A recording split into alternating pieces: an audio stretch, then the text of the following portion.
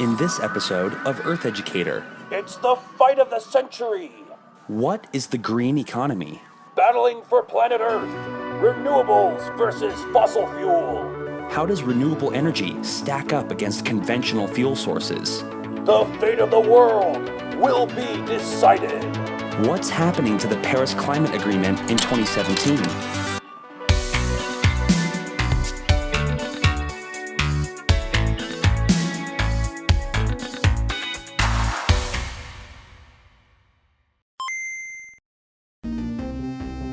As many of you know, President Trump pulled the United States out of the 2015 Paris Climate Agreement. This agreement was a non-binding pact designed to encourage nations to reduce their carbon emissions. Stepping away from the agreement was done in the interest of helping American industry. As you'll learn in this episode, however, the environment and the economy don't have to be sworn enemies. This is where the green economy steps in. It's a hypothetical and achievable economic model that aims at doing business in a way that ultimately reduces and contains carbon emissions and pollution. The green economy is one that can operate symbiotically with the planet, and is in fact a more productive and healthy economy than the one we have now. What does our current economy look like? As of 2017, the globe mainly operates on a mine and burn model. To live the way they do, humans mine hydrocarbon energy sources. These include coal, oil, and natural gas. After obtaining these fossil fuels, humans burn them to do work, moving vehicles, driving turbines, and powering machines. This work drives economies, trading money, sustaining jobs, and allowing people to live modern lifestyles.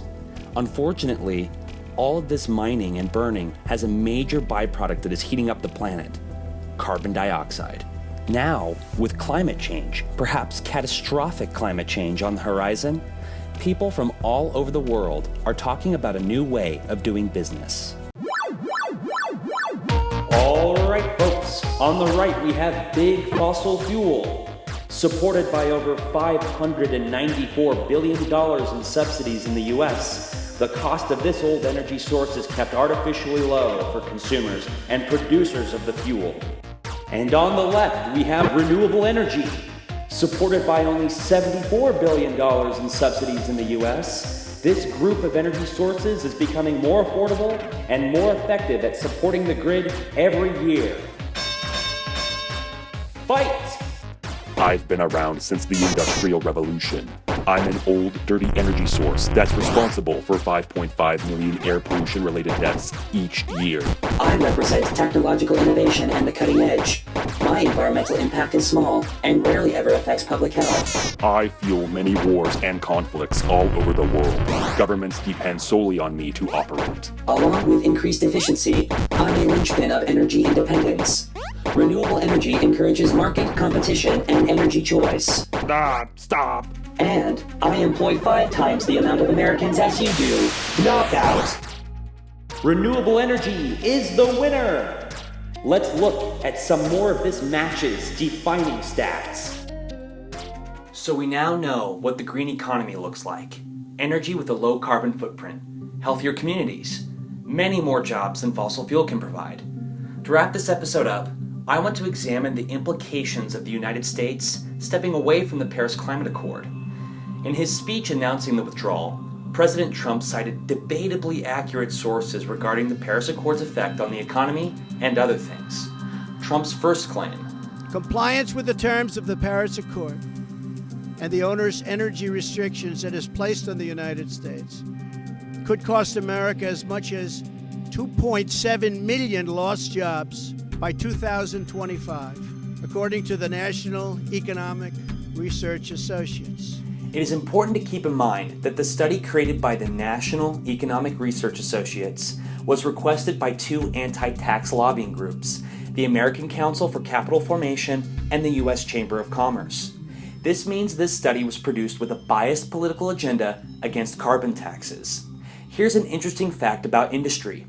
In the face of new regulations, companies find new, innovative ways to adapt and operate. This study provides worst-case economic scenarios in which industries would just fire people exclusively instead of adapt to new marketplace conditions. For example, ExxonMobil fires half of their workforce instead of developing new energies and converting their workforce to manage them. It would make no sense for American industry to just fire everybody to reduce emissions. Here's Trump's second claim. The cost to the economy at this time would be close to $3 trillion in lost GDP and 6.5 million industrial jobs, while households would have $7,000 less income, and in many cases, much worse than that. Again, mostly false. These numbers were generated with complete disregard for marketplace innovation, technological advancement and implementation, and the green economy. This study is bogus because it assumes the American economy will absorb the costs associated with ditching fossil fuels instead of embracing the future and switching to renewable energy. Thanks for watching Earth Educator. We have to take it on ourselves to save the future.